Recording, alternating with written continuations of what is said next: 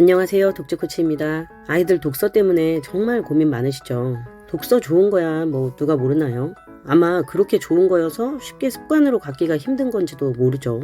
오늘은 저희 아이들 독서 얘기 좀 해볼게요. 이 영상에서는 저희 막내 이야기를 해볼 텐데요. 초등 어머니들 걱정 좀 덜어드리고 싶어서 만들어 봤거든요. 이 영상을 끝까지 보시면 그림책, 만화책만 본 아이 때문에 지금처럼 걱정하지는 않으실 거예요. 그리고 부모님께서 현실적으로 아이를 도와줄 수 있는 방법을 배워 가실 거예요. 저희 막내가 그림책, 만화책 엄청 좋아했거든요. 지금도 좋아해요. 근데 소설도 좋아하고 고전도 좋아하고 두루두루 잘 읽는 아이거든요. 한글도 느렸고 놀기 엄청 좋아하고 그림책, 만화책 좋아하는 이 아이가 어떻게 이런 책들을 즐기게 됐는지 한번 들어보시라는 거예요. 영상 중간에 인생 책들도 소개를 해드리겠습니다. 오늘 이야기할 주제입니다. 독서의 시작은 오직 정서. 저는 서울대를 과수석으로 들어갔던 중학교 절친이 있었어요. 인간성이 진짜 좋은 친구인데 손에서 책을 놓지 않는 친구였거든요. 저는 까불고 놀기만 했던 아이여서 그때는 그 친구가 참 이상하다고 생각을 했었는데 아이를 낳고 보니까 그 친구처럼 키우고 싶다는 생각이 정말 간절해지더라고요. 그 친구의 긍정적이고 안정적인 그런 정서와 인간성을 제 아이들에게도 주고 싶었던 거죠. 뭐 하나 잘난 구석 없는 제가 그 친구처럼 키우기 위해서 아이들한테 해줄 수 있는 유일한 게 뭐였겠어요? 여러분 같으면 뭘 해주셨겠어요? 저에게는 책 읽어주는 거였어요. 그래서 저는 아이들이 거의 젖을 뗀 무렵부터 잠자기 전에 책 읽어주기를 시작했는데 큰아이는 1학년 때까지 그리고 막내는 4학년 때까지 읽어줬거든요. 그리고 이제 5학년인 막내는 지금도 읽어달라고 하면 가끔 읽어주기도 하고요. 그러니까 시작은 오직 정서 하나만을 생각해서 읽어주기 시작했던 거죠. 같은 환경, 다른 아이. 그렇게 밤마다 읽어줬어도 저희 막내는 1, 2학년 때까지도 스스로 책을 잘 읽는 아이는 아니었어요. 읽더라도 아기 때 읽어줬던 그림책만 파고 있어서 저를 좀 속 터지게 했죠. 정서만 보고 키운다더니 아이들 크면서 사심이 생기는 건 어쩔 수 없나 보더라고요. 큰아이는 1학년 때부터 혼자 읽고 싶어 해서 제가 좀 섭섭하게 느꼈었거든요. 근데 막내는 정말 또 다르더라고요. 아이랑 여러 번 얘기해보고 고민하면서 그 이유를 알았는데 한글을 7살 중반쯤 시작을 했었는데 좀 느린 아이였던 것을 제가 감안하지 못했던 거죠. 그래서 글자 읽는 것 자체가 능숙하지 못했기 때문에 혼자 읽으면 재미를 느낄 수가 없는 거예요. 그러니까 어릴 때 엄마랑 읽었던 그림책만 계속 꺼내서 보게 되었던 것이죠.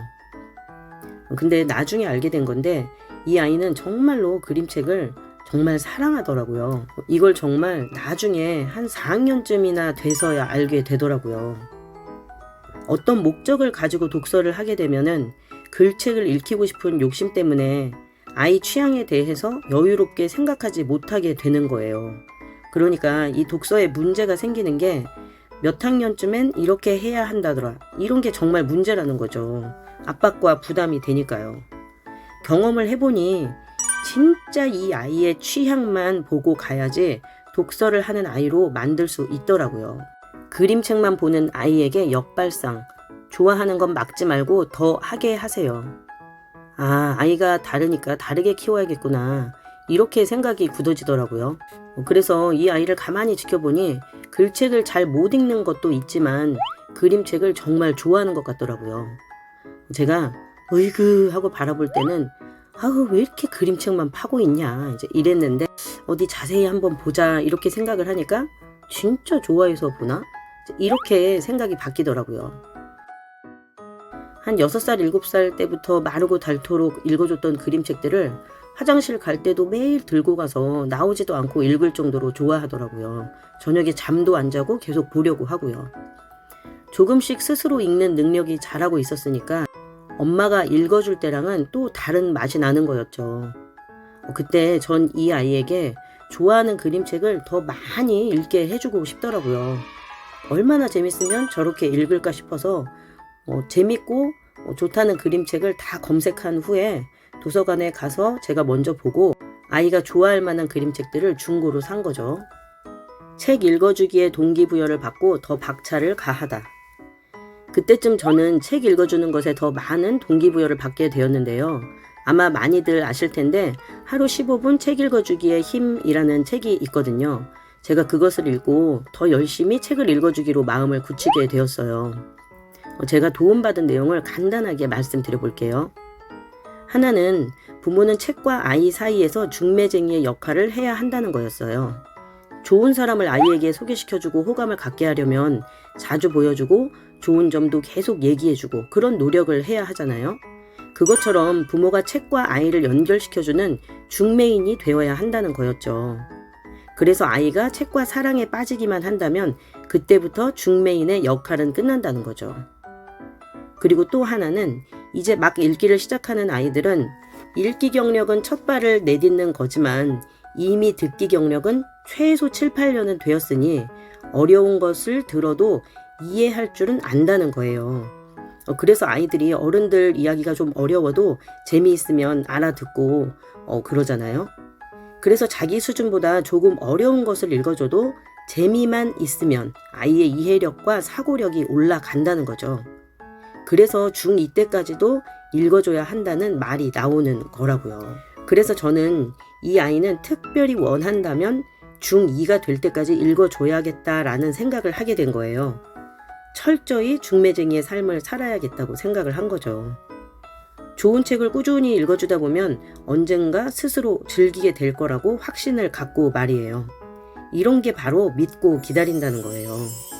그러니까 자기가 좋아하는 건 어떤 것도 터치하지 말고 즐기게 두고 글책의 재미는 내가 알려주자. 이렇게 아이를 믿는다는 것은 시간과 정성의 힘을 믿는다는 거예요. 아이만 믿고 있으니 믿을 수가 없는 거예요. 그래서 낮에는 아이가 학교 갔다 와서 혼자 책을 읽을 때는 좋아하는 것을 아무거나 아무렇게나 읽어도 그냥 두었어요. 읽다 말아도 그냥 두고 한 권을 100번 읽어도 상관하지 않았어요. 다 이유가 있고 자기 취향이 있으니까요. 그리고 어차피 밤에는 제가 중매쟁이의 역할을 할 거니까요. 이렇게 재밌는 걸 같이 읽고 얘기하고 하는데 지가 안 좋아하고 배겨? 그런 생각이었던 거죠. 이런 그림책들을 읽기 시작하면서 아이가 책에 완전히 빠져드는 걸 느꼈어요. 한글 읽기도 능숙해지고 있었죠. 밤마다 재밌는 책들을 계속 소개받고 있었죠. 책의 바다에 빠지게 된 거죠. 3학년 인생책 만난 후 독서가의 길로 들어서다. 이후로도 그림책의 바다에서 헤어나오지 못했던 아이가 인생 글책을 만났으니 바로 멋진 여우씨였어요. 인생책이라는 게 아이가 대번에 이거다 하기도 하겠지만 아닌 경우가 더 많더라고요. 첫눈에 반하기가 쉽나요? 자꾸 보고 이런저런 모습을 봐야 호감이 생기죠. 저희 아이도 처음에 읽어주면 낯설어서 그런지 일부러 익숙한 책들을 막 더 꺼내서 읽기도 하더라고요. 제가 멋진 여우씨를 한번 읽어줬었는데 반응이 시큰둥해서 여하간 실망스럽지 않았거든요. 공부머리 독서법 카페에서 강추하는 책이었거든요. 그래도 어차피 계속 들이댈 거니까 너 나중에 혼자 글 잘 읽게 되잖아? 그럼 혼자 읽어봐. 혼자 읽으면 훨씬 재밌다? 책도 항상 읽을 때마다 느낌이 다르더라고. 이런 얘기를 계속 해주면서 말이죠. 3학년 언제부터인지 정확하진 않지만 아이가 읽기가 능숙해지고 나자 엄마랑 읽었던 책들을 하나씩 꺼내서 읽기 시작하는데 정말 멋진 여우씨 같은 경우는 거의 한 100번은 읽었을 것 같아요. 화요일의 두꺼비, 마법의 설탕 2조각, 마고할미 이런 것들도 한 20-30번은 최소 읽었던 것 같아요. 그런 것들을 하나씩 꺼내서 읽더라고요. 처음에 제가 읽어줄 때는 반응이 그저 그랬던 것들이었거든요. 스스로 그림책 바다에 빠져서 읽는 것과 엄마가 계속 읽어줬던 것들이 쌓이고 쌓여서 이제 독서를 즐기는 시간이 오게 된 것이었어요. 이 아이는 지금도 그림책 정말 많이 봐요. 소설도 많이 읽고 고전도 많이 읽고 완인이 같은 거는 1권에서 5권을 한 달 동안 그것만 들고 읽더니 지금은 오히려 좋은 책 골라주는 게 조금 힘이 들더라고요. 도서관을 가지 그러냐 하겠지만 제가 도서관을 즐기는 사람이 아니고 저희 아이들도 그러다 보니 잘 안 가게 되더라고요. 오히려 이 아이가 한 3, 4학년 때쯤에는 자기가 학교 도서관에 가서 이런저런 읽고 싶은 거를 골라오더라고요. 그래서 내심 와, 얘는 정말 프로 독서가가 되겠구나 이렇게 생각을 했었는데 5학년이 되니까 친구들하고 노느라고 학교 도서관이 그냥 사랑방이 되더라고요. 이렇게 아이들은 계속 바뀌더라고요. 지금 보이는 게 그대로 있지 않다는 거를 저는 꼭 말씀드리고 싶은 거예요. 하지만 그 변하는 방향은 반드시 부모가 이끄는 쪽으로 변한다는 거죠.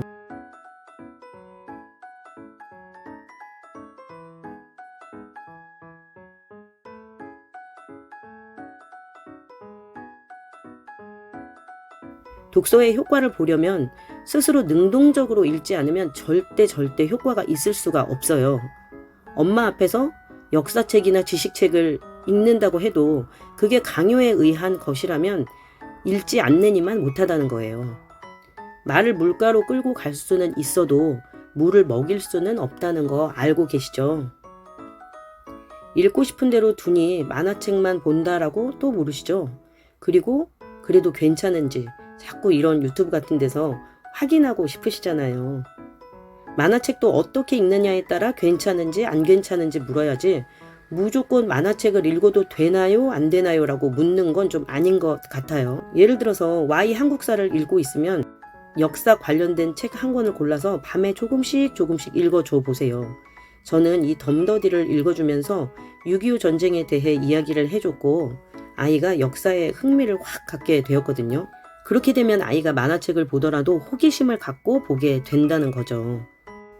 그러지 않고 보는 만화책은 아이들이 그냥 캐릭터 보는 재미로 무슨 드라마 보듯이 훅훅 읽어 넘길 수 있으니 그렇게 보는 만화책은 이익이 없다는 거예요. 엄마가 무슨 역사 선생까지 해야 하나요?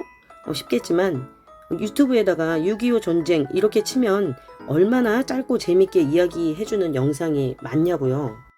아이가 남다르길 바라신다면 부모가 남다르셔야 한다는 것은 세상에 이치 아닐까요? 오늘은 초등 저학년 독서에 대해서 한번 이야기를 해봤어요. 좋아하는 것은 막지 말고 시간만 많이 확보를 해주세요. 아이들 크면 뭐 하실 건가요? 그때 후회하지 말고 할 수 있을 때 책 많이 읽어주고 같이 대화하고 하자고요. 그리고 시간과 정성의 힘을 믿는 거죠. 오늘 내용은 여기까지입니다. 시청해 주셔서 감사합니다.